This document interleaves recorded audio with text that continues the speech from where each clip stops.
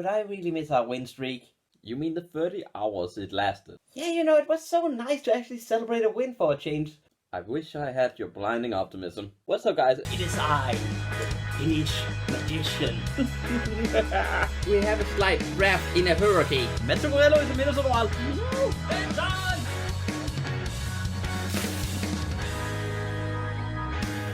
Well, I can't say this was surprising.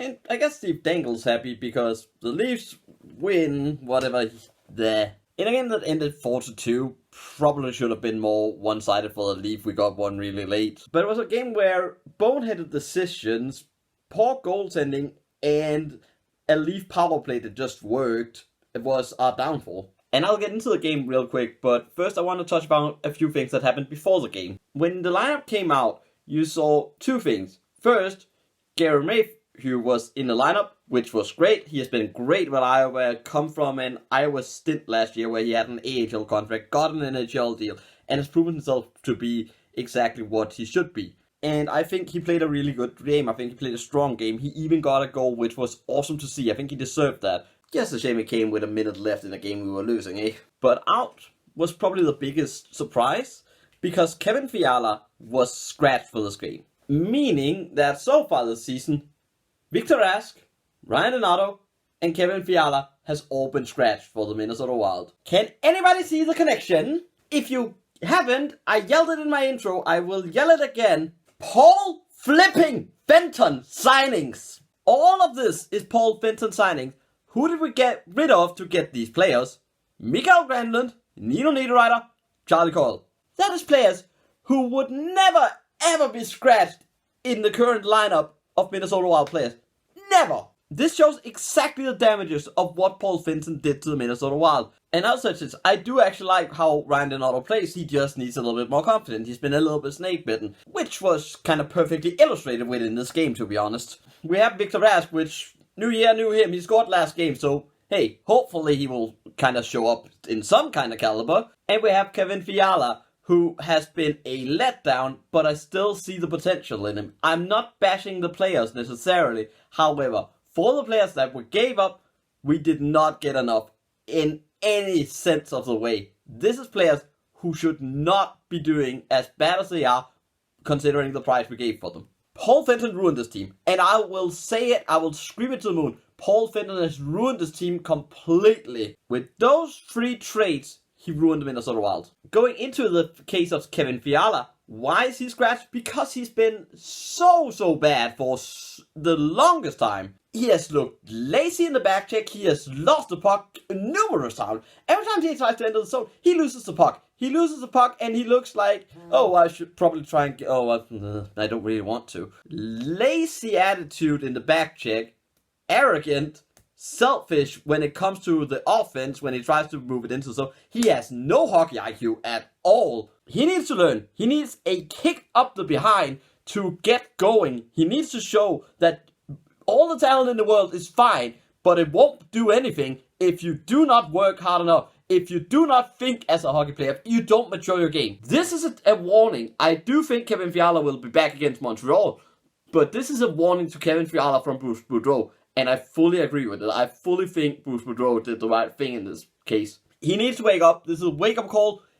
If he does, I have hope for it because he has so much talent. I did say it before. He has all the potential in the world. He just needs to learn to be smarter. He needs to learn to work harder. If he can do that, he will be a valuable asset for the Minnesota Wild. But it has to start now. Because if he doesn't, I could see him being either traded for draft picks, or going to Seattle at the expansion draft. But with that out of the way, let's move into the game. The first period start, we take a penalty and allow a breakaway within the first 30 seconds. Not exactly a great start. We kill it off though, good enough, and eventually we actually get a good few chances of our own. Anderson looks good. He has a few really nice saves in front, but eventually we actually find a way to Luke Condon, who I think probably was the best player on the ice this game. I think he played a really strong game. He puts it on goal, which is something he's been doing a lot more this season. He's been working hard. He's been putting pucks on the net, which has been a pleasure to see. And it has actually rewarded him. Because in front is Eriksson Ek, who also played a decent game. He's standing right in front of Frederik Andersen, and there is no way he can see the puck. It goes in and a beautiful goal, 1-0, and somehow we managed to hold on with a few good saves from Dubnyk, and 2 minutes into the second period, the lead is gone. After an absolute muffin from Devan Dubnyk. John Tavares is a great hockey player. He has a good shot. It's a great shot. But from that angle, Dubnyk has to save that puck. He is on the boards on the right, really far down. There is no way Dubnyk has a right to not save that puck. Way too deep in the screens, not square to the puck at all. It's kind of potentially surprising that the shot comes in, but it's John Tavares. You have to expect the unexpected when you deal with players like him. It's a great shot, but Dubnyk, you have to save that 100 out of 100 times. That's a brutal one, but let's get back to the game.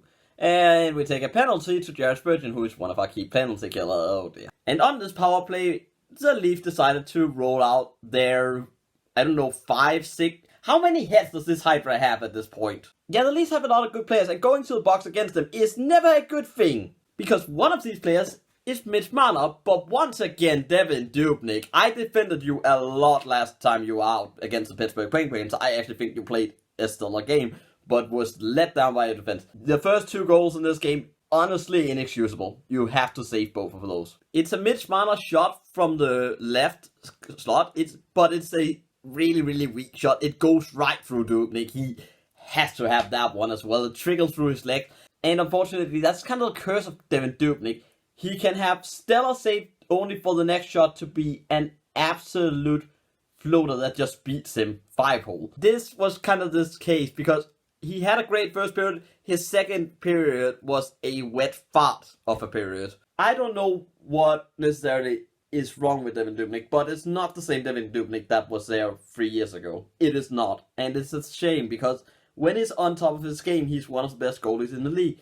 But he has not been on top of his game since that season where we went to the playoff and probably should have been going to the second round. But unfortunately, Jake Allen decided to have 5 games of magic and then collapse after that. Yes, I'm still bitter about that. But at least our 3 goalie prospects are doing well. Hunter Jones is doing great in the OHL. Matt Robson is doing fine in the NCAA. And Kakko Kakkonen is doing great in Iowa. So I think we have goalies coming up, which is positive, but I don't see Dubnyk being here more than 2 years. But despite those bad goals allowed by Dubnyk, it's far from the dumbest thing that happened in this game. That happened just before the Leafs got the power play that made it 3-1. We block a shot, it goes out. Ryan Donato has a break. Why is the ref call it? What did you do, Ryan Hartman? What did you actually do? Another offense on the accusation, by the way.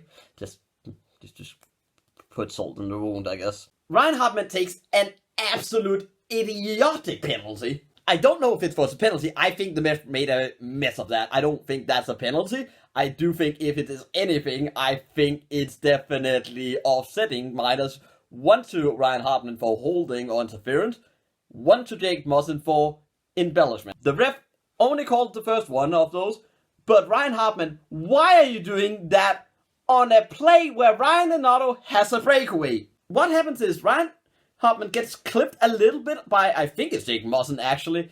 Okay, that happens, he's down, tries to find his stick, and then decides on the way to kind of touch the shoulder of Jake Muzzin, who falls. Here's the thing, I don't think that's a penalty. I think, if anything, it's embellishment, as I already said. But don't touch him! Do not touch anyone when you have a teammate who is on a breakaway! It's not rocket science! And guess what? We had a chance to tie the game 2-2.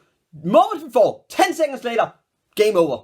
Ryan Hartman costed us this game. By that boneheaded decision, Devan Dubnyk might be at fault for the first 2 goals. Ryan Hartman is the sole recipient of why that third goal went in and why that game potentially is not tied. I don't know if Ryan Donato has scored, but at least we will not be on a penalty kill. And as I already said, do not go on a penalty kill against the Toronto Maple Leafs because they got good players at almost each position. Bruce Boudreau said it himself after the game. You cannot do that when you have a teammate that's on the loose, who is doing all he can to get that breakaway, who has all the chances in the world.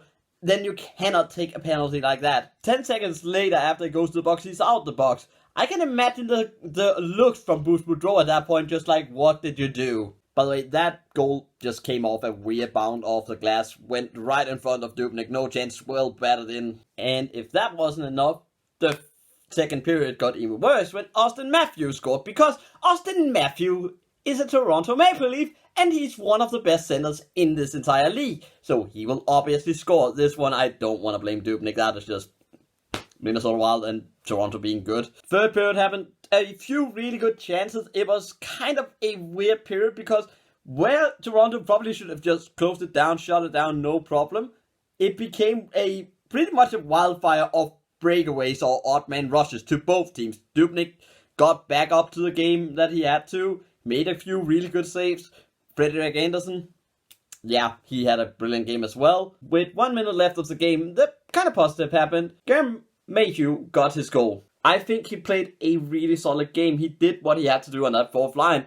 And on this goal, it's a good play by Donato. Shoots the puck, Greenway's in front, kind of gets it, throws it back to Mayhew, who has a wide open cage, doesn't miss it. Easy goal. I wish I could yell, it is Gurr time, but hashtag Gurr time is not a title I can use just yet. But it's positive to see that he got that goal. I think it's deserved, and it's always nice to see a first-time goal scorer in the National Hockey League. It's something he will remember, even if it's a loss. I think he would have liked this to mean more. I think he would have traded it for a win. But he got a goal in the National Hockey League. That is something no matter how you look at it. So congratulations to Mayhew. I think it's the first of many because I really liked how he played. I don't think this is his last National Hockey League game for this stint.